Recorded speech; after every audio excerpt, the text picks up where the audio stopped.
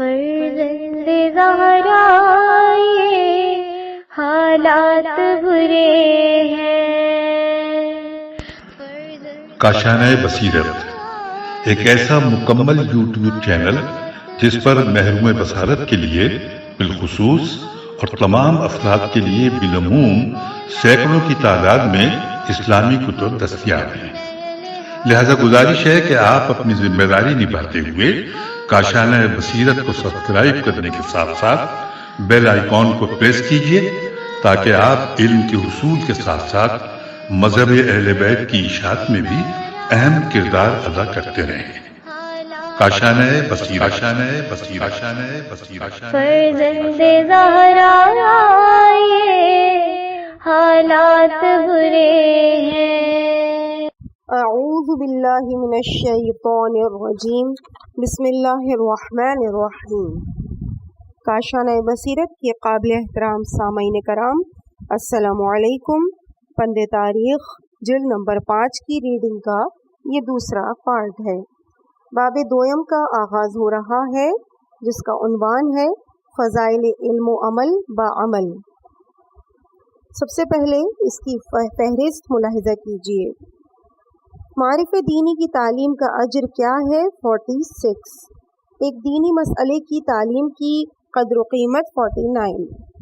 20,000 درہم یا علم کا ایک دروازہ 51۔ اولو العزم نبی خدمت استاد میں 54۔ طلباء محنت کے ساتھ توسل بھی کریں 61۔ دینی طلباء کو باکردار ہونا چاہیے 62۔ اس عالم کے نقصان کو بھی ملاحظہ کیجیے 65۔ اچھا بادشاہ کون اور بہتر عالم کون؟ 67۔ دوزخ کی جاگیر 68۔ 2 عالم کامل 69۔ ایک نالائق مسند علم پر 70۔ ایک اور نمونہ 73۔ عالم حقیقی کا مقام 75۔ چند روایات 77۔ اب ہم باقاعدہ آغاز کرتے ہیں باب نمبر 2 کا، صفحہ نمبر 46 سے۔ باب دوم فضائل علم و عالم بعمل۔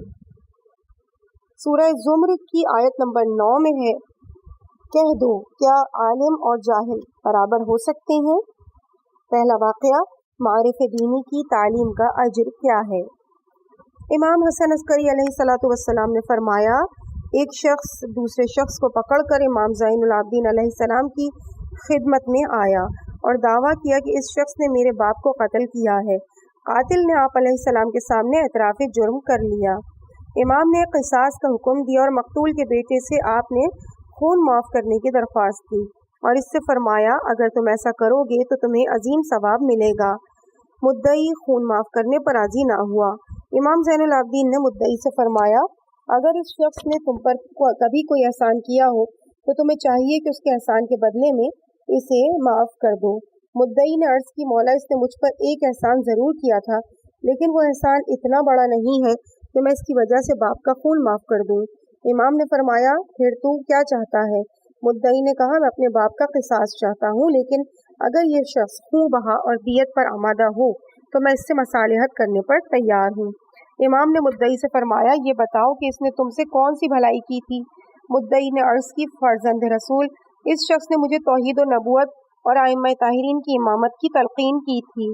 امام زین العابدین علیہ السلام نے بڑے تعجب سے فرمایا، تو کیا یہ تعلیم تیرے باپ کے خون کی قیمت کے برابر نہیں ہے؟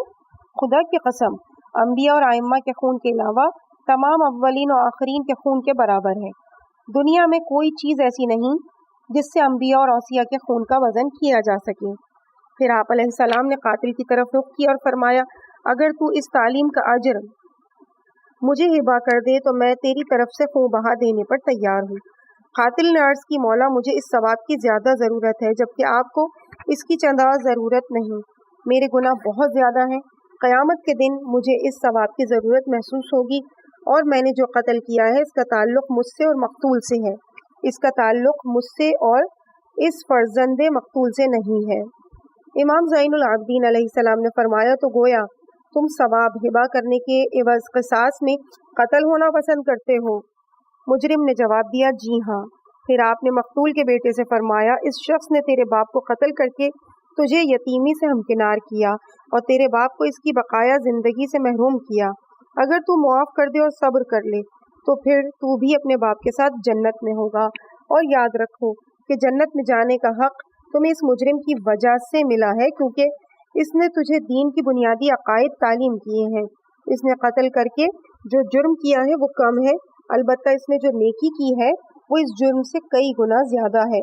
اگر تو اسے معاف کر دے تو میں تم دونوں کو پیغمبر اسلام صلی اللہ علیہ وآلہ وسلم کی ایسی حدیث سناؤں گا جو خوں بہا تو کیا دنیا و مافیہا کی قیمت سے بہتر ہے۔ اگر تم معاف نہیں کرو گے تو وہ حدیث میں صرف اس کو سناؤں گا۔ مدعی نے کہا آقا میں نے رضا الہی اور آپ کی وساطت کی وجہ سے اسے معاف کیا۔ آپ علیہ السلام حدیث بیان فرمائیں۔ ریفرنس ہے بہار الانوار جلد نمبر 2 صفحہ نمبر 13۔ نوٹ: علامہ مجلسی علیہ الرحمہ نے مذکورہ حدیث اس مقام پر درج نہیں فرمائی اور باب معجزات رسول کی طرف رجوع کرنے کا حکم دیا۔ ہم نے اس باب میں مذکورہ حدیث کو کافی تلاش کیا لیکن ہمیں وہ حدیث اس باب میں نہیں مل سکی، اس لیے ہم اپنے قارئین سے معذرت خواہ ہیں۔ اس کے بعد اگلا واقعہ ہے ایک دینی مسئلے کی تعلیم کی قدر و قیمت۔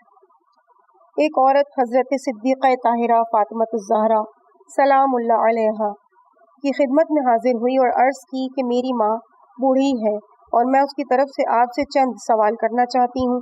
مجھے میری ماں نے ان سوالات کے لیے آپ کی خدمت میں بھیجا ہے۔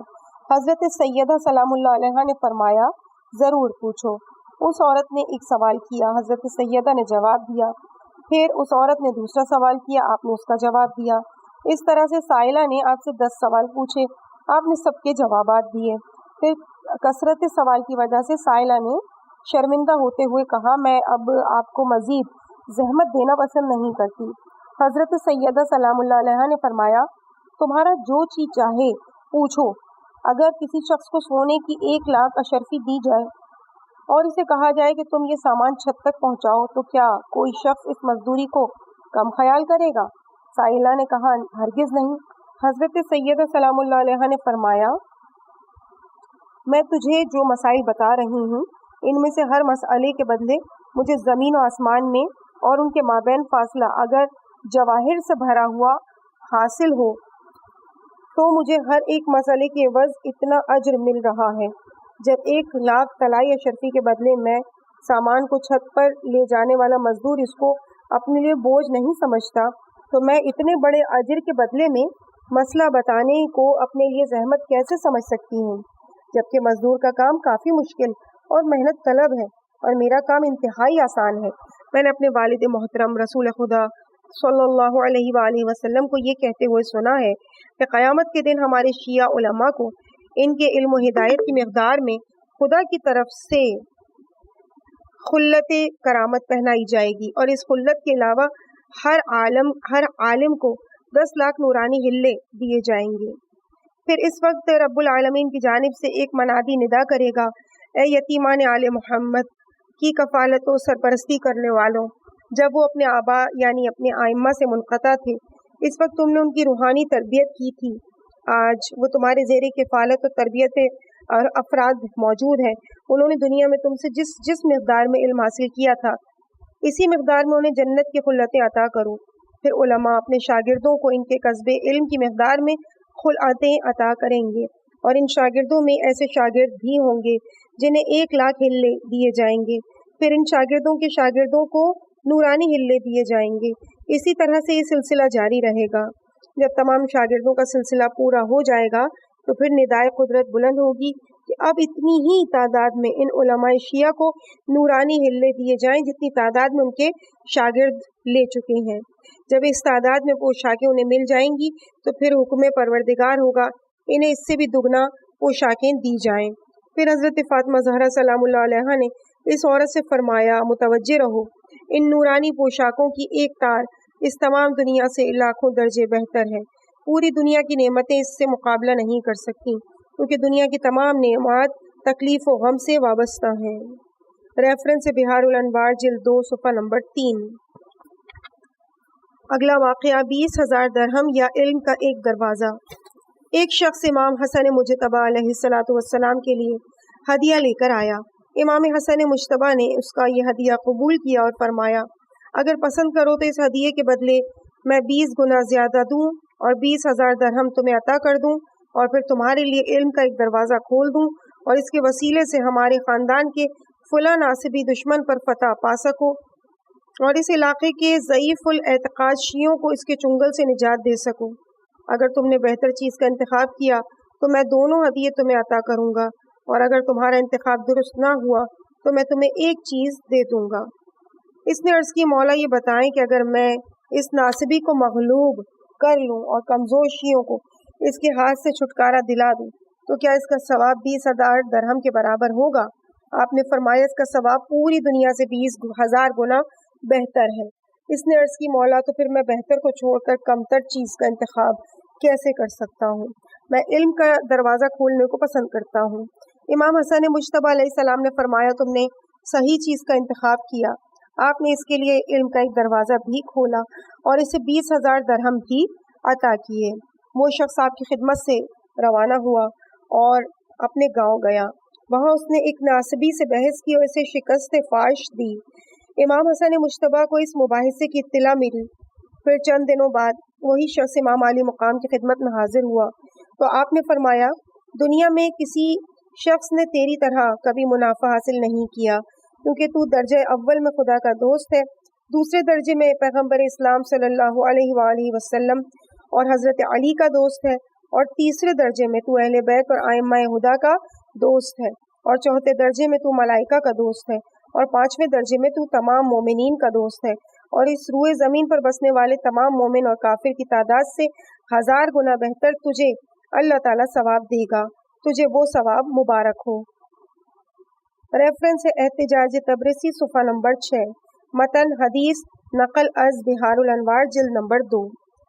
امام حسن عسکری علیہ السلام سے روایت ہے کہ حضرت امام زین العابدین علیہ السلام نے ایک شخص سے فرمایا اگر تمہارے 2 دوست ہوں، ان میں سے ایک دوست مالدار ہو اور جب بھی تمہاری اس سے ملاقات ہو تو وہ ہر ملاقات پر تمہیں 10,000 درہم کی تھیلی دے، اور دوسرا دوست عالم ہو اور اس سے بھی جب تمہاری ملاقات ہو وہ تمہیں ایسی چیز کی تعلیم دے جس کی وجہ سے تم ابلیس کی ایک گرہ سے نجات حاصل کر سکو، اور تمہیں ایسی چیز سے آشنا کرے کہ تم شیطانوں کے ہیلے کو درہم برہم کر سکو اور ان کے دست فریب کو قطع کر سکو، تو بتاؤ ان 2 دوستوں میں سے تم کس دوست کو زیادہ عزیز رکھو گے؟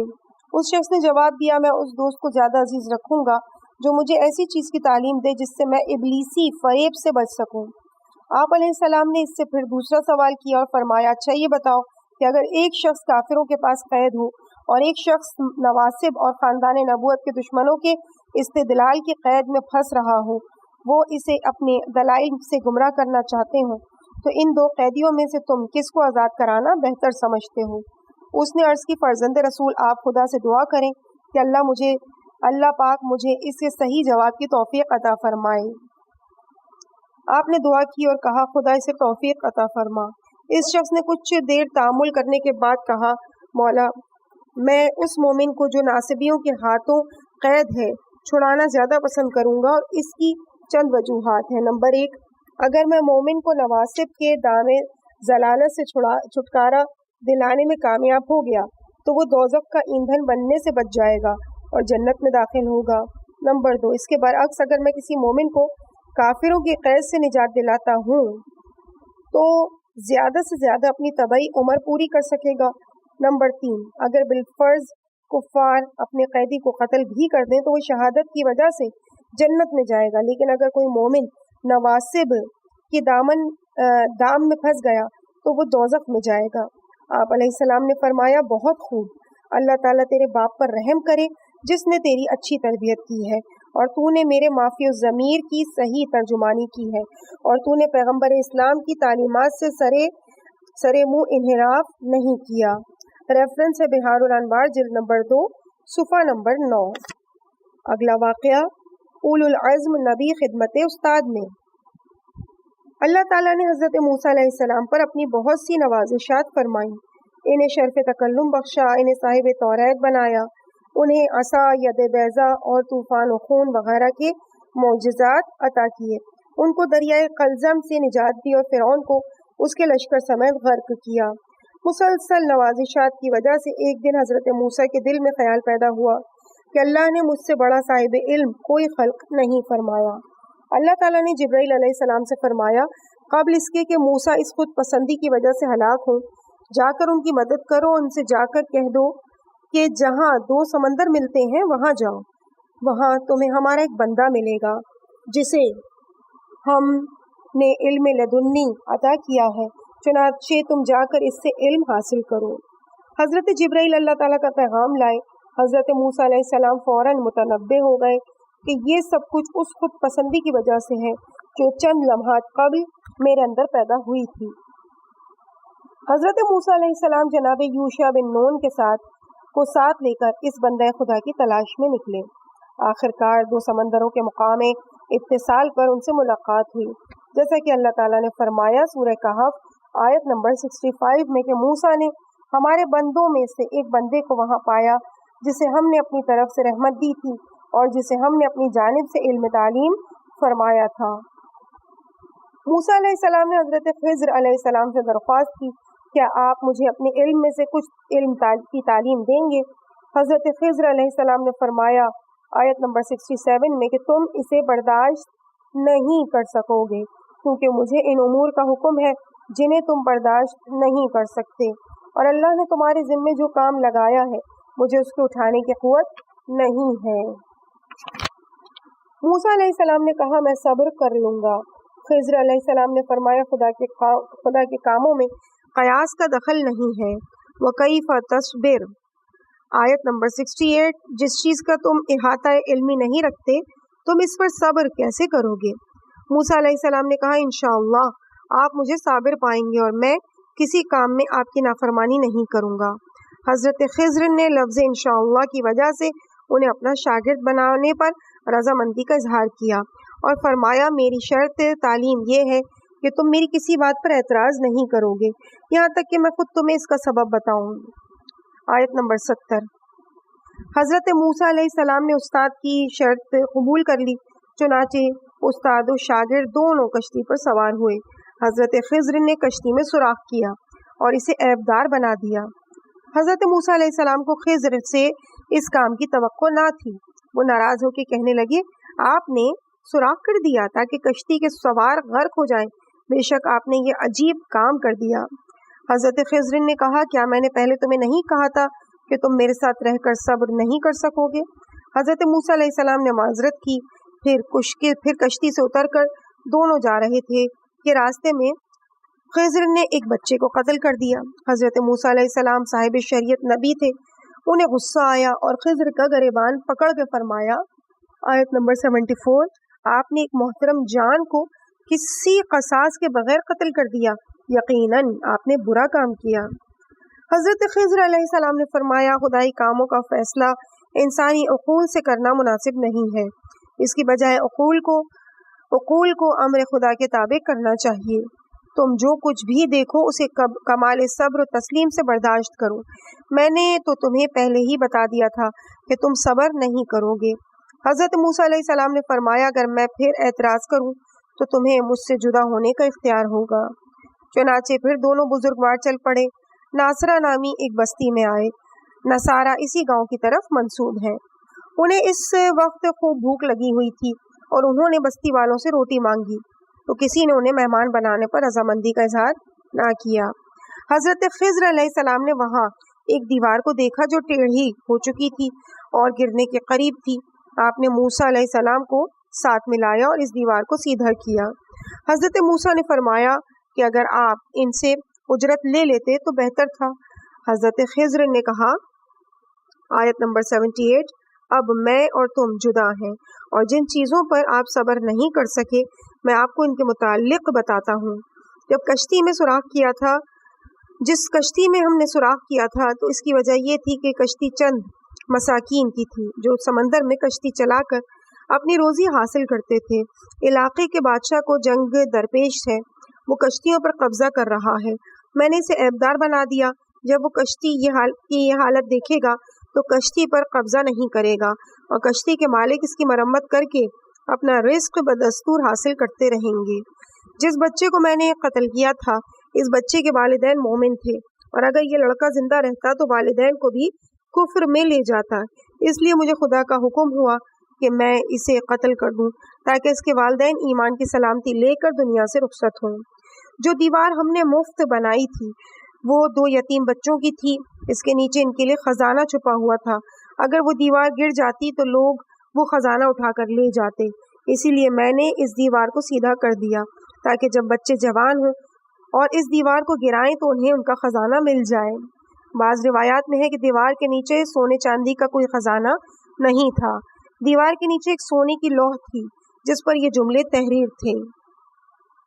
مجھے اس پر تعجب ہے جسے موت کا یقین ہے وہ خوش کیسے ہوتا ہے، مجھے اس پر تعجب ہے جسے تقدیر کا یقین ہے مگر وہ غمگین کیوں ہوتا ہے، مجھے اس پر تعجب ہے جو قیامت کے دن مبعوث ہونے کا یقین رکھتا ہے وہ ظلم کیسے کرتا ہے، مجھے اس پر تعجب ہے جو لمحہ بلمحہ دنیا کی دگرگونی کو دیکھتا ہے وہ اس پر مطمئن کیسے ہوتا ہے۔ حضرت خضر علیہ السلام نے فرمایا کہ ان بچوں کا باپ نیک انسان تھا اور ان یتیم بچوں اور ان کے نیک باپ کے درمیان 70 پشتوں کا فاصلہ ہے، اس کی نیکی کی وجہ سے یہ تختی ان بچوں کے لیے محفوظ کی گئی، اس لیے تیرے رب کا ارادہ ہوا کہ بچے جوان ہو جائیں اور اپنا خزانہ خود برآمد کریں۔ یہ تمام کام جو میں نے کیے تھے اپنی جانب سے نہیں کیے تھے اور انہی کاموں پر تم صبر نہیں کر سکے تھے۔ علامہ مجلسی علیہ الرحمہ درج بالا واقعہ لکھنے کے بعد تحریر کرتے ہیں کہ اس واقعے سے تعلیم کے بہت سے مسائل کا استفادہ کیا جا سکتا ہے۔ نمبر 1، شاگرد کو استاد کا پیرو ہونا چاہیے۔ نمبر 2، علم و دانش کے حصول کے لیے کوشش کرنی چاہیے۔ نمبر 3، استاد سے کمال ادب کے ساتھ تعلیم کی درخواست کرنی چاہیے۔ موسیٰ علیہ السلام اولو العزم نبی ہونے کے باوجود حضرت خضر علیہ السلام کے پاس خود چل کر علم حاصل کرنے کے لیے گئے۔ نمبر 4، استاد کے سامنے شاگرد یہ نہ کہے کہ وہ اسے اپنا تمام علم تعلیم کر دے، جیسا کہ موسیٰ نے عرض کی تھی جو کچھ اللہ کی طرف سے آپ کو دیا گیا ہے اس میں سے مجھے کچھ علم کی مجھے تعلیم دیں۔ نمبر 5، اس داستان سے یہ امر بھی مستنبط ہوتا ہے کہ استاد کو شاگرد کی تربیت و تعدیب کرنی چاہیے۔ تعدیب کا پہلا مرحلہ یہ ہے کہ استاد شاگرد سے وعدہ لے اور شاگرد وعدہ کرے۔ نمبر 7، اگر کوئی اپنے استاد سے زیادہ مستفید ہونے کی خواہش رکھتا ہو تو اسے چاہیے کہ استاد کی ہر بات پر اعتراض نہ کرے اور جب تک استاد اسے خود نہ بتائے جاننے کے لیے اصرار نہ کرے۔ نمبر 8، اگر شاگرد سے کبھی کوئی کوتاہی ہو بھی جائے تو اسے کھلے دل سے معذرت کر لینی چاہیے۔ سورہ کہف کی آیت نمبر 73 میں ہے، اس مخالفت کی وجہ سے میرا مواخذہ نہ کریں اور مجھے مشقت میں نہ ڈالیں۔ اس کے بعد فارسی کے کچھ اشعار موجود ہیں جن کا ترجمہ ہے، اس کا علم و دانش اور تقوی مسلم ہے، وہ جہاں بھی قدم رکھے اس کا قدم بابرکت ہے۔ مال و دولت کسی کے لیے کمال فخر کا سبب نہیں ہے، علم کا مقام ہر مقام سے بلند و بالا ہے۔ جاہل اتفاق سے اگر آگے بھی ہو جائے تو بھی وہ در حقیقت مؤخر ہے، اور اگر کبھی عالم مؤخر بھی ہو جائے تو بھی وہی مقدم ہے۔ آزمائش کے وقت جاہل اپنے ہی گھر کا دروازہ گم کر بیٹھتا ہے اور عالم معاشرے کا چراغ اور جہان کے لیے بمنزلہ چشم ہے۔ اگلا واقعہ، طلباء محنت کے ساتھ توسل بھی کریں۔ آقا میر سعید محمد بیبہانی عصر حاضر کے علماء میں سے ہیں۔ وہ 2 واسطوں سے شیخ مرتضی انصاری رضوان اللہ تعالی علیہ کے ایک شاگرد کے متعلق بیان کرتے ہیں کہ اس کا بیان ہے کہ جب میں مقدمات و سطوح سے فارغ ہوا تو تعلیم کی تکمیل کے لیے نجف اشرف گیا، حوزہ علمیہ میں داخلہ لیا اور شیخ انصاری کے حلقہ درس میں شامل ہو گیا، لیکن شیخ کی تقریر میرے پلے نہ پڑتی اور اس صورتحال کی وجہ سے میں بہت پریشان ہوا۔ میں نے قرآن مجید کے ختم بھی پڑھے مگر چندہ فائدہ حاصل نہ ہوا۔ آخر کار میں امیر المومنین علیہ السلام سے متوسل ہوا۔ ایک رات میں سویا ہوا تھا کہ مولا کائنات کی زیارت نصیب ہوئی۔ آپ نے میرے کان میں بسم اللہ الرحمن الرحیم کی تلاوت فرمائی۔ صبح جب میں درس میں حاضر ہوا تو آہستہ آہستہ مجھے درس کی سمجھ آنے لگی اور چند دنوں بعد میں سوال کرنے کے قابل ہو گیا۔ ایک دن میں نے اپنے استاد سے بہت زیادہ سوال کیے۔ جب درس ختم ہوا تو میں حضرت شیخ کی خدمت میں حاضر ہوا۔ شیخ نے مجھے اپنے قریب بلایا اور آہستہ سے میرے کان میں کہا، جس ذات نے بسم اللہ الرحمن الرحیم تیرے کان میں پڑھی ہے، اسی ذات نے وَلَضَّالِّينَ تک میرے کان میں پوری سورہ حمد پڑھی ہے۔ میں یہ سن کر بہت حیران ہوا اور مجھے یقین ہو گیا کہ شیخ صاحب کرامت ہیں، کیونکہ میں نے اپنا خواب کسی کے سامنے بیان نہیں کیا تھا۔ ریفرنس ہے زندگی و شخصیت شیخ مرتضیٰ، صفحہ نمبر 104۔ اگلا واقعہ دینی طلباء کو باکردار ہونا چاہیے۔ علامہ ابو الفتح محمد بن علی بن عثمان صاحب کنز الفوائد ایک مشہور شیعہ عالم گزرے ہیں۔ وہ رقم تراز ہے کہ میں ماہ ربیع الاول سن 426 ہجری میں ایک کام کی غرض سے قاہرہ جا رہا تھا۔ راستے میں ایک جوان میرا ہم سفر ہوا جو شکل و صورت سے دینی طالب علم نظر آتا تھا۔ جب ہم ایک بازار میں گئے تو میں نے اس طالب علم کو دیکھا کہ اس نے ایک حسین لڑکے کے چہرے پر نظریں گاڑی ہوئی تھیں۔ آخر کار وہ مجھ سے جدا ہو کر اس لڑکے کے پاس گیا اور کچھ دیر تک اس سے ہنسی مذاق کرتا رہا۔ جب وہ واپس آیا تو میں نے اسے سرزنش کرتے ہوئے کہا، ایک دینی طالب علم کو یہ حرکات زیب نہیں دیتی۔ ابھی ہم چند قدم ہی چلے تھے کہ زمین پر کاغذ کا ایک ورق پڑا ہوا دیکھا۔ میں نے اسے اس نیت سے اٹھایا کہ ممکن ہے اس میں اللہ کا نام لکھا ہوا ہو تو اسے کسی محفوظ مقام پر دفن کر دوں۔ جب میں نے ورق پر نظر ڈالی تو معلوم ہوا یہ کسی بوسیدہ کتاب کا ایک ورق ہے۔ اس کی ابتدا تو موجود نہ تھی، البتہ اس صفحے پر یہ عبارت لکھی ہوئی تھی، اس نے کہا، میں تیرا ایمانی بھائی اور دینی معاون ہوں، لیکن میں نے جو کچھ تیرا عمل مشاہدہ کیا ہے میں اس پر خاموش نہیں رہ سکتا، اور اس کے لیے تیرا کوئی بھی عذر قابل قبول نہیں، اور تو اللہ کے احکام کو چھوڑ کر ایک جاہل اور جوان لڑکے سے مذاق کرتا ہے۔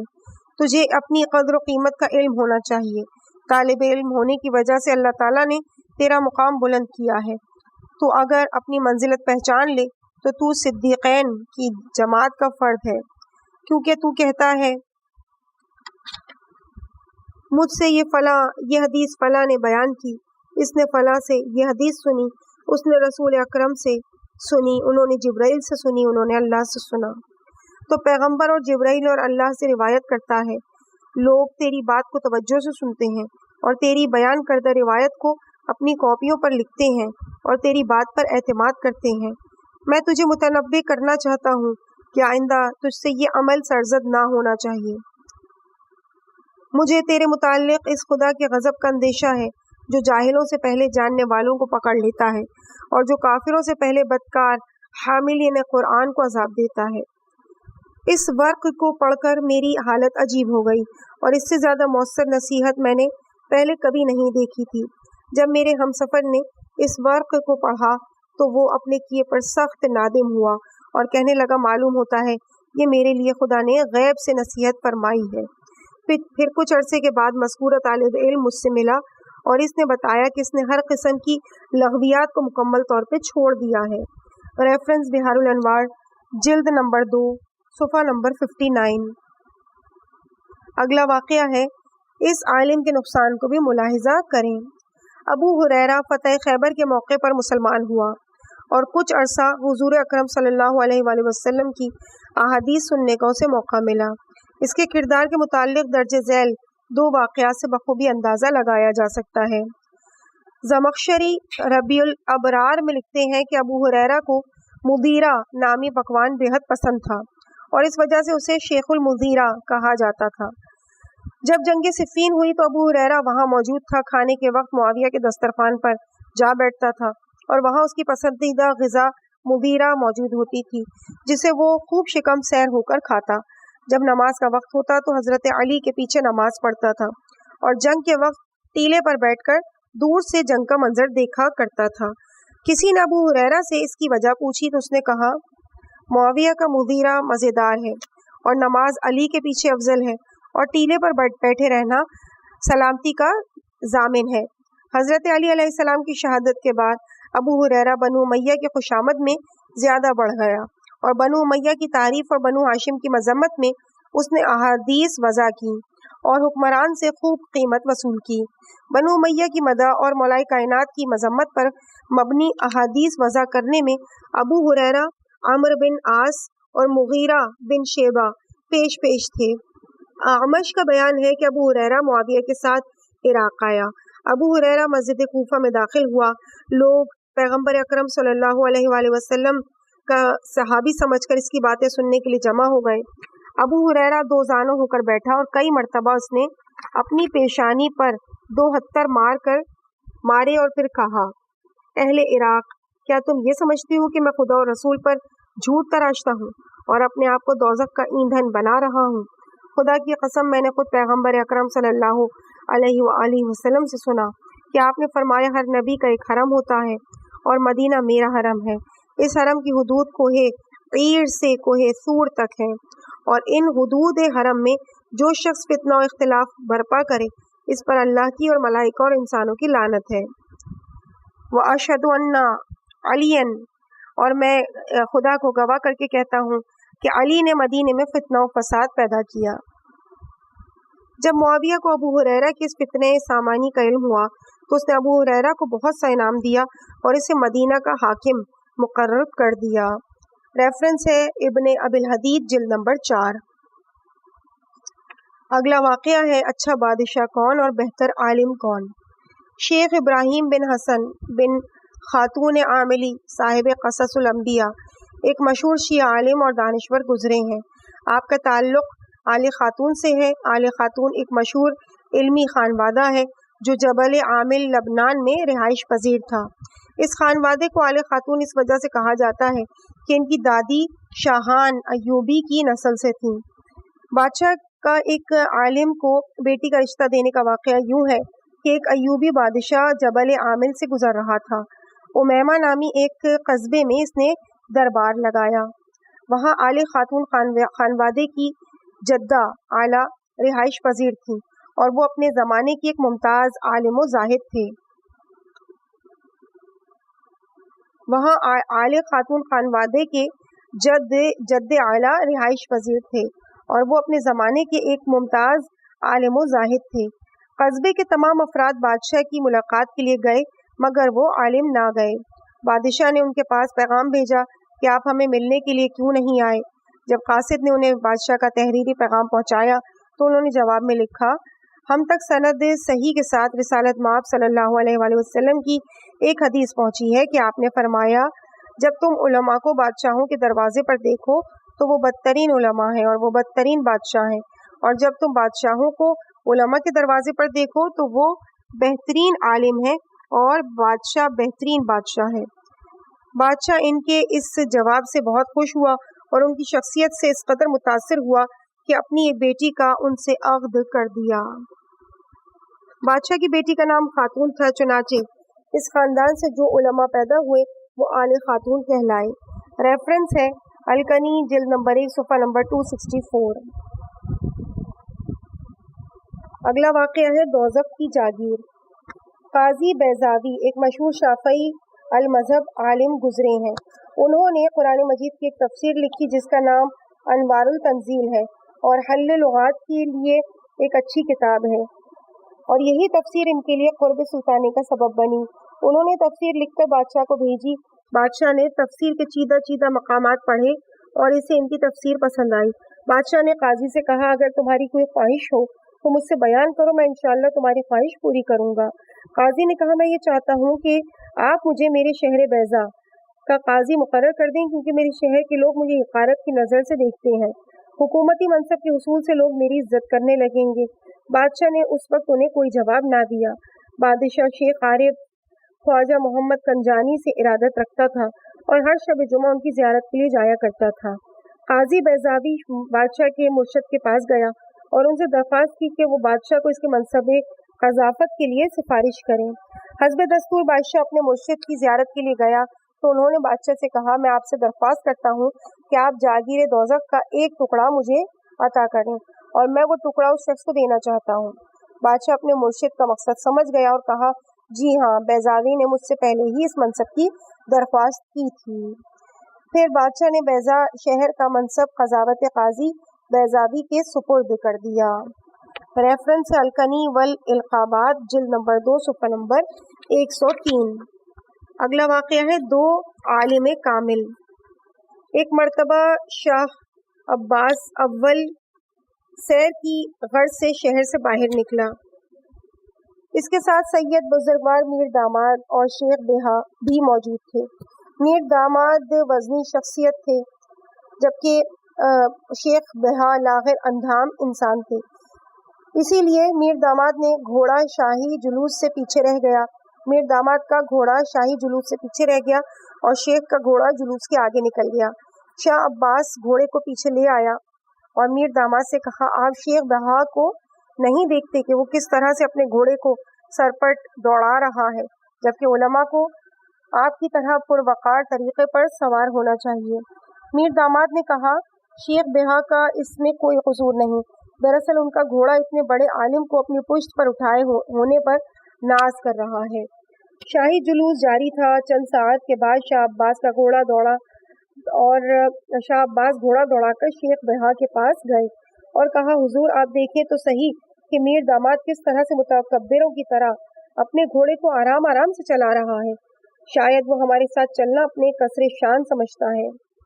شیخ بہا نے کہا، بادشاہ اس میں میر داماد کا کوئی قصور نہیں، اصل بات یہ ہے کہ ان کا گھوڑا ان کے علم کو برداشت نہیں کر سکتا، اس لیے وہ آہستہ آہستہ چل رہا ہے۔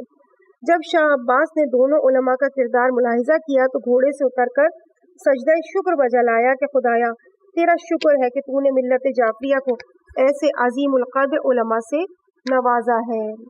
ریفرنس ہے روضات الجنات صفحہ نمبر 115۔ اس کے بعد اگلا واقعہ ہے ایک نالائق مسند علم پر۔ شیخ عبدالسلام اہل سنت کے ایک صاحب نظر ولی سمجھے جاتے تھے۔ موصوف بڑے شاطر قسم کے انسان تھے اور وہ ہمیشہ اپنی ولایت کی جھوٹی سچی داستانیں بیان کرتے تھے، اور یار لوگوں میں ان کی ولایت کا اتنا چرچا ہوا کہ لوگوں نے پرچم بنوائے جن پر یہ عبارت تحریر کروائی، لا الہ الا اللہ محمد الرسول اللہ شیخ عبدالسلام ولی اللہ۔ ایک دن اس شاطر نے ممبر پر اعلان کیا کہ میں جنت بیچنا چاہتا ہوں، جسے جنت لینی ہو وہ مجھ سے خرید لے۔ اس اعلان کی دیر تھی کہ سادہ لوگوں نے دھڑا دھڑ جنتیں خریدنا شروع کر دی۔ شیخ 2000 درہم لے کر ہر شخص کو ایک پرچی لکھ کر دیتا۔ تھوڑی سی دیر میں شیخ نے ایک بہت بڑی رقم حاصل کر لی اور کہا، بس اب جنت کی نشستیں ختم ہو گئی ہیں۔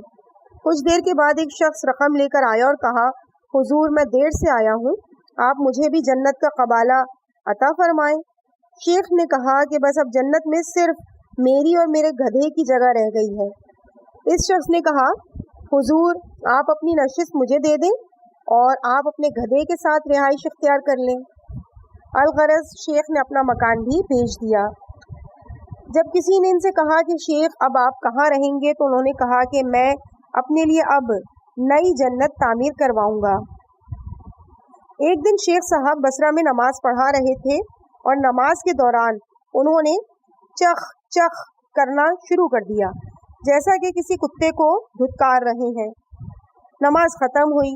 مریدین باصفا نے پوچھا، حضور آپ نے دوران نماز یہ چخ چخ کی آواز کیوں نکالی تھی؟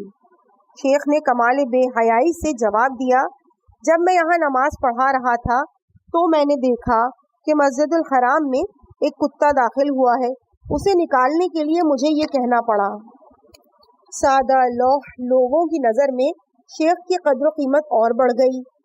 شیخ کے انہی روشن ضمیر مریدوں میں سے ایک مرید کی بیوی شیعہ تھی۔ مرید جب گھر آیا تو بیوی سے کہا، تو میرے شیخ کی کرامات کو تسلیم نہیں کرتی، جبکہ شیخ ولایت کے آخری درجے پر فائز ہیں۔ بیوی نے پوچھا، تم نے شیخ کی کون سی کرامت مشاہدہ کی؟ شوہر نے اسے نماز کا قصہ سنایا تو بیوی نے کہا، خدا را مجھے معاف کر دیں، میں خود ان کی مرید بننا چاہتی ہوں، آپ مہربانی کر کے شیخ کو دعوت دیں، میں شیخ کے لیے اپنے ہاتھوں سے کھانا تیار کر کے انہیں کھلانا چاہتی ہوں۔ شوہر اپنی بیوی کی بات سن کر بہت خوش ہوا اور سیدھا شیخ کے پاس آیا اور انہیں شام کے کھانے کی دعوت دی جو شیخ نے بلا تردد قبول فرما لی۔ عورت نے شیخ اور ان کے ساتھ آنے والے روشن ضمیروں کے لیے پلاؤ تیار کیا۔ شام ہوئی، شیخ صاحب مریدوں سمیت تشریف لائے۔ بیوی نے اپنے شوہر کو پلیٹیں دیں کہ یہ مریدوں کے سامنے رکھو۔ ان تمام پلیٹوں پر بوٹیاں اور گوشت ظاہر تھا، اور پھر اس عورت نے شیخ کے لیے پلیٹ روانہ کی جو کہ کپڑے سے ڈھکی ہوئی تھی۔ شیخ نے جیسے ہی کپڑا ہٹایا تو انہیں خالی چاول نظر آئے، ان پر بوٹی نظر نہ آئی۔ ناراض ہو کر مرید سے فرمایا، تمہاری بیوی شیعہ ہے، اس کے دل میں ہمارا کوئی احترام نہیں، کیا تم نہیں دیکھتے کہ باقی تمام پلیٹوں میں تو بوٹیاں موجود ہیں، لیکن میرے حصے کی پلیٹ میں بوٹی موجود ہی نہیں۔ مرید اپنے شیخ کی پلیٹ اٹھا کر غصے کے عالم میں بیوی کے پاس آیا اور کہا، تجھے شرم نہیں آتی؟ تو نے میرے شیخ کی پلیٹ میں بوٹیاں کیوں نہیں ڈالی؟ عورت نے ہنس کے کہا، بوٹیاں موجود ہیں لیکن وہ چاولوں میں چھپی ہوئی ہیں، تمہیں اگر اعتبار نہیں تو تم خود ہی دیکھ لو۔ جب شوہر نے دیکھا تو واقعی چاولوں کے اندر بوٹیاں موجود تھیں۔ بیوی نے احمق شوہر سے کہا، بندہ خدا، جس شخص کو چاولوں کے نیچے بوٹیاں نظر نہیں آتی، اسے بصرہ سے مسجد الحرام میں کتا کیسے نظر آ گیا؟ شیخ ناراض ہو کر اٹھ کر چلا گیا اور شوہر نے بیوی کا مذہب اختیار کر لیا۔ ریفرنس ہے انوار نعمانیہ صفحہ نمبر 235۔ اگلا واقعہ ہے ایک اور نمونہ۔ امام محمد باقر اور امام جعفر صادق علیہم السلام سے ہزاروں افراد نے اپنے اپنے ظرف کے مطابق فائدہ حاصل کیا۔ ان میں ایک نمایاں نام محمد بن مسلم کا ہے۔ محمد بن مسلم صادقین علیہم السلام کے بزرگ اور باوثوق اصحاب میں سے تھے، اور فقہائے امامیہ کا متفقہ فیصلہ ہے کہ ہر وہ روایت جو سند صحیح کے ساتھ ان تک پہنچے وہ صحیح ہے۔ انہوں نے امام محمد باقر علیہ السلام سے 30,000 اور امام صادق علیہ السلام سے 16,000 احادیث اخذ کی ہیں۔ ریفرنس ہے الکنی لفظ فوہان۔ محمد بن مسلم کہتے ہیں کہ میں ایک شب اپنے مکان کی چھت پر لیٹا ہوا تھا کہ دروازے پر دستک ہوئی۔ میں نے پوچھا، کون ہے؟ میری کنیز نے بتایا، میں آپ کی کنیز ہوں، دروازہ کھولیں۔ میں نے دروازہ کھولا تو اس کے ساتھ ایک اور عورت بھی تھی۔ نووارد عورت نے کہا کہ میری بیٹی فوت ہو گئی ہے اور اس کے شکم میں بچہ ابھی تک زندہ ہے، آپ ہمیں بتائیں کہ اب ہماری تکلیف شرعی کیا ہے؟ میں نے کہا، ایک مرتبہ یہی سوال امام محمد باقر علیہ السلام سے پوچھا گیا، انہوں نے فرمایا کہ میت کے شکم کو چیر کر بچہ نکال لینا چاہیے، تو بھی ایسا ہی کر۔ پھر میں نے یکدم کہا، میں تو یہاں دور گوشہ نشینی کی زندگی بسر کر رہا ہوں، تجھے میرے متعلق کس نے رہنمائی کی؟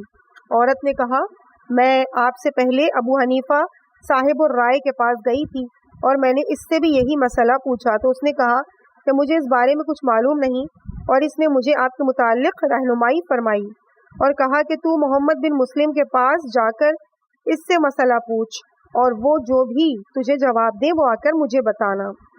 محمد بن مسلم کہتے ہیں کہ میں نے عورت کو خدا حافظ کہا۔ دوسری صبح جب میں مسجد میں گیا تو وہاں ابو حنیفہ اپنے شاگردوں کے ساتھ بیٹھے تھے اور کہہ رہے تھے، کیا تمہیں اس مسئلے کا حکم شرعی معلوم ہے کہ اگر کسی حاملہ کے پیٹ میں بچہ ہو اور حاملہ مر جائے تو اس کے لیے شرعی وظیفہ کیا ہے؟ شاگردوں نے کہا، ہمیں نہیں معلوم۔ ابو حنیفہ نے کہا، لیکن مجھے معلوم ہے۔ میں نے اس کے یہ الفاظ سنے تو میں زور سے کھانسنے لگا۔ ابو حنیفہ نے مجھے دیکھا تو دعائیہ لہجے میں کہا، خدایا مجھے معاف کرنا اور ہمیں بھی زندہ رہنے دے۔ اس کنایے سے میں سمجھ گیا کہ وہ یہ کہنا چاہتا ہے، خدارا میرے راز کو فاش مت کرو۔ ریفرنس ہے مناقب شہر عاشوب جلد نمبر 4 صفحہ نمبر 200۔ اگلا واقعہ، عالم حقیقی کا مقام۔ سید علی شستری علی اللہ مقامہ اپنے دور کے جلیل القدر عالم و عارف تھے۔ ان کے فرزند کا بیان ہے کہ 1260 ہجری میں نجف اشرف میں وبا نے شدت اختیار کر لی تھی، چنانچہ میرے والد بھی اس مرض میں مبتلا ہو گئے تھے۔ والد محترم کی طبیعت ایک شب انتہائی ناساز ہوئی تو مجھے اندیشہ ہوا کہ شاید ان کی رخصت کا وقت آن پہنچا ہے۔ میں نے دل میں سوچا کہ بہتر ہے کہ میں شیخ انصاری رضوان اللہ علیہ کو والد کی علالت کی خبر دوں، ایسا نہ ہو کہ والد ناراض ہوں اور فرمائیں کہ تم نے شیخ انصاری کو میری بیماری کی اطلاع کیوں نہ دی۔ چنانچہ میں نے یہ سوچ کر لیمپ روشن کیا اور ابھی اٹھا ہی چاہتا تھا کہ میرے والد نے فرمایا، بیٹا کہاں جانا چاہتے ہو؟ میں نے عرض کی کہ میں شیخ انصاری کو آپ کی علالت کی اطلاع دینا چاہتا ہوں۔ یہ سن کر میرے والد محترم نے کہا، نہیں، تمہیں ایسا کرنے کی کوئی ضرورت نہیں، شیخ اس وقت یہاں آنے والے ہیں۔ چند لمحات کے بعد دروازے پر دستک ہوئی، میں نے دروازہ کھولا تو شیخ انصاری موجود تھے۔ مجھ سے والد کی طبیعت کا پوچھا تو میں نے عرض کی، اس وقت تو وہ سخت بیمار ہیں، اللہ تعالیٰ رحم فرمائے۔ انہوں نے کہا، مت گھبراؤ، تمہارے والد جلد تندرست ہو جائیں گے۔ انہوں نے میرے والد کی مزاج پرسی کی تو میرے والد نے کہا، میں چند لمحات کا مہمان ہوں۔ شیخ انصاری نے کہا، آپ مضطرب نہ ہوں، آپ بہت جلد روح بصحت ہو جائیں گے۔ میرے والد نے کہا، مگر آپ کو کیسے پتہ چلا کہ میں تندرست ہو جاؤں گا؟ شیخ نے فرمایا، میں نے اللہ تعالیٰ سے دعا مانگی تھی کہ تم میرے بعد زندہ رہو اور میری نماز جنازہ تم ہی پڑھو۔ میرے والد نے کہا، مگر آپ نے ایسا کیوں کیا؟ شیخ نے فرمایا، بس ایک دن عالم وجد میں نے یہ درخواست کی تھی اور میری درخواست قبول ہو چکی ہے۔ بعد ازاں کچھ دیر بیٹھ کر شیخ رخصت ہو گئے۔ دوسرے دن درس کے اختتام پر انہوں نے فرمایا، میں نے سنا ہے کہ سید علی شستری بیمار ہیں، جو ان کی عیادت کا خواہش مند ہو وہ میرے ساتھ چلے۔ شیخ جب دوسرے دن طلباء کو لے کر ہمارے مکان میں مزاج پرسی کے لیے آئے تو اس طرح سے سوال کرنے لگے جیسے پہلی بار عیادت کے لیے آئے ہوں۔ میں نے چاہا کہ عرض کروں کہ استاد محترم، آپ کل رات تو یہاں تشریف لائے تھے۔ اچانک شیخ نے اپنے منہ پر انگلی رکھ کر مجھے خاموش رہنے کا اشارہ کیا تو میں چپ ہو گیا۔ ریفرنس: زندگانیوں شخصیت شیخ مرتضی انصاری علیہ الرحمہ، صفحہ نمبر 94۔ اس کے بعد ہیڈنگ ہے چند روایات۔ بہار الانوار جلد نمبر 2 صفحہ نمبر 17، نقل از بصائر الدرجات۔ امام صادق علیہ السلام نے فرمایا، جناب رسول اللہ صلی اللہ علیہ وآلہ وسلم کا فرمان ہے کہ قیامت کے دن ایک شخص کو لایا جائے گا، اس کے نیک اعمال تہ دا تہ بادل کی طرح یا بلند و بالا پہاڑوں کی طرح نظر آئیں گے۔ وہ عرض کرے گا کہ میرے پاس اتنے سارے اعمال کس طرح سے آ گئے جبکہ میں نے اتنے عمل تو نہیں کیے؟ اللہ تعالیٰ کی طرف سے جواب آئے گا کہ یہ تیرا وہ علم ہے جو تو نے لوگوں کو تعلیم کیا، جس پر تیرے بعد عمل ہوتا رہا۔ امیر المومنین نے فرمایا، مومن عالم کا اجر اللہ کی راہ میں جہاد کرنے والے روزے دار اور شب زندہ دار سے زیادہ ہے۔ جب عالم دنیا سے رخصت ہوتا ہے تو اسلام میں ایک سوراخ پیدا ہو جاتا ہے جسے قیامت تک کوئی چیز پر نہیں کر سکتی۔ اس کے بعد بہار الانوار جلد نمبر 2 کے صفحہ نمبر 26 کی حدیث ہے کہ نبی اکرم صلی اللہ علیہ وآلہ وسلم نے فرمایا، علم 2 قسم کا ہے، ایک وہ علم جو صرف زبان تک ہوتا ہے اور یہ علم انسان کے خلاف حجت ہے، اور دوسرا علم وہ ہے جو قلب میں ہوتا ہے اور یہ علم نفع بخش ہے۔ بہار الانوار جلد نمبر 2 صفحہ نمبر 33 پر ہے کہ مفضل کہتے ہیں کہ میں نے امام جعفر صادق علیہ السلام سے پوچھا، نجات پانے والے کی پہچان کیسے ہو؟ آپ علیہ السلام نے فرمایا کہ جس کا عمل اس کے قول کے مطابق ہو وہ ناجی ہے، اور جس کا عمل اس کے قول کے موافق نہ ہو تو وہ علم یا ایمان اس کے پاس بطور امانت ہے، یعنی وہ اس سے لے لیا جائے گا۔ بہار الانوار جلد نمبر 2 صفحہ نمبر 36 پر ہے کہ سلیم بن قیس ہلالی العامری کہتے ہیں کہ میں نے امیر المومنین علیہ السلام سے سنا ہے کہ انہوں نے فرمایا کہ حضرت رسالت مآب صلی اللہ علیہ وآلہ وسلم نے فرمایا، 2 حریص کبھی سیر نہیں ہوتے۔ نمبر 1 دنیا کا حریص اپنی زندگی میں کبھی سیر نہیں ہوتا، نمبر 2 علم و دانش کا حریص جو کبھی علم و دانش سے سیر نہیں ہوتا۔ جو شخص دنیا میں رزق حلال پر قناعت کرے گا وہ سلامتی پائے گا، اور جو حرام طریقے سے دنیا کو حاصل کرے گا وہ ہلاک ہو جائے گا، سوائے اس کے کہ توبہ کرے اور حق کی طرف رجوع کرے۔ اور جس نے اہل علم اور علم حاصل کیا، جس نے اہل علم سے علم حاصل کیا اور اس پر عمل کیا، اس نے نجات پائی، اور جس نے اہل علم کو دنیا طلبی کا ذریعہ بنایا وہ ہلاک ہو گیا، اور اس کا حصہ بھی علم سے متاع دنیا ہے۔ علماء دو طرح کی ہیں۔ نمبر ایک، وہ عالم جس نے اپنے علم کے مطابق عمل کیا وہ ناجی ہے۔ نمبر دو، وہ عالم جس نے علم کے مطابق عمل نہ کیا تو وہ ہلاک ہونے والا ہے، اور اہل دوزخ بد عمل عالم کی بدبو سے اذیت محسوس کریں گے۔ دوزخیوں میں سب سے زیادہ حسرت و ندامت اس شخص کے حصے میں آئے گی کہ جس نے کسی شخص کو اللہ کی طرف بلایا اور اس شخص نے اطاعت خدا بجا لائی تو اطاعت کرنے والا جنت میں چلا گیا، اور دعوت دینے والا اپنے علم کو چھوڑنے اور اپنی خواہش کی پیروی اور اللہ کی نافرمانی کی وجہ سے جہنم میں چلا جائے گا۔ ترک عمل کے دو بنیادی اسباب ہیں۔ نمبر ایک، خواہشات نفس کی پیروی۔ نمبر دو، طول آرزو۔ خواہشات کی پیروی انسان کو حق سے روکتی ہے، اور طول آرزو آخرت کی فراموشی کا سبب ہے۔ بہار الانوار جلد 2 صفحہ نمبر 67 پہ ہے۔ زرارہ بن اعین کہتے ہیں کہ میں نے امام محمد باقر علیہ السلام سے سنا ہے کہ انہوں نے اپنے آبائے طاہرین کی سند سے امیر المومنین علیہ السلام سے نقل کیا کہ انہوں نے فرمایا کہ دین 4 چیزوں سے اپنی جگہ پر قائم و استوار رہتا ہے۔ نمبر ایک، ایسا عالم جو بیان کرنے والا ہو اور اپنے علم پر عمل کرنے والا ہو۔ نمبر دو، ایسا دولت مند جو متدین افراد پر اپنی اضافی دولت خرچ کرنے سے دریغ نہ کرتا ہو۔ نمبر تین، ایسا غریب جو دنیا کے بدلے اپنی آخرت نہ فروخت کرتا ہو۔ نمبر 4، ایسا جاہل جو علم کے حصول سے تکبر نہ کرتا ہو۔ جب عالم اپنے علم کو چھپا لے اور دولت مند اپنی دولت کے لیے کنجوسی کرے اور غریب اپنی آخرت کو دنیا کے عوض فروخت کرنے لگے اور جاہل طالب علم سے تکبر کرنے لگے تو دنیا میں پھر دور جاہلیت لوٹ آتا ہے۔ اس زمانے کی زیادہ مسجدیں اور مختلف قوموں کے اجسام تمہیں دھوکے میں نہ ڈالیں۔ آپ علیہ السلام سے پوچھا گیا، امیر المومنین علیہ السلام، اس زمانے میں ہم کس طرح زندگی بسر کریں؟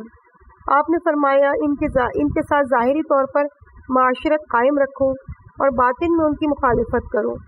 ہر شخص کی زندگی کا ثمر وہی ہے جو اس نے حاصل کیا، اور انسان اس کے ساتھ مشہور ہوگا جس سے وہ محبت کرے گا، اور اس کے ساتھ ساتھ اللہ سے کشائش کی امید رکھو۔ اس کے بعد اصول کافی جلد نمبر 2 کے صفحہ نمبر 35 کی حدیث ہے کہ امام زین العابدین علیہ السلام نے فرمایا، اگر لوگوں کو طلب علم کی فضیلت کا پتہ چل جائے تو وہ اسے ضرور طلب کریں، خواہ اس کے لیے انہیں خون کیوں نہ بہانا پڑے، اور خواہ امواج تلاطم کو عبور کیوں نہ کرنا پڑے۔ اللہ تبارک و تعالیٰ نے دانیال علیہ السلام کو وحی فرمائی، میرے نزدیک انتہائی ناپسندیدہ شخص وہ جاہل ہے جو اہل علم کے حق کو خفیف سمجھتا ہے اور جو ان کے اقتداء کو ترک کرتا ہے۔